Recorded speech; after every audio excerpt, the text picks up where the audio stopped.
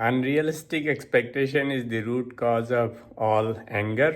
আমরা বেশিরভাগ সময় ঘরে বাইরে সব জায়গায় রাগ হয়ে যাই, কারণ যখন কোনো কিছু আমাদের মন মতো হয় না, আমাদের ডিজায়ার মতো হয় না, আমরা যেরকম উইশ করি সেরকম হয় না।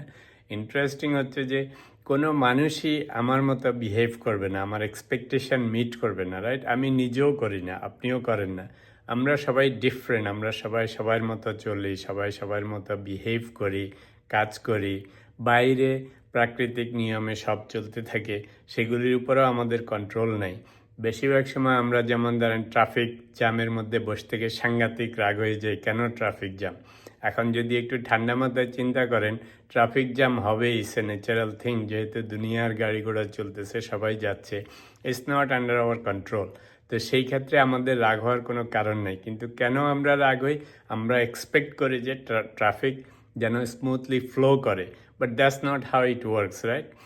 যখন আপনি রিয়েলাইজ করবেন যে সব কিছু যে আপনার মন মতো হবে, আপনার এক্সপেকটেশন মতো হবে, তা না। Any time we get angry, if you just think for a second that do I need to be angry on this, is it under my control, if it is not, just let go and be in peace. দেখবেন যে কোনো কিছুতেই আপনাকে আর angry করতে পারবে না।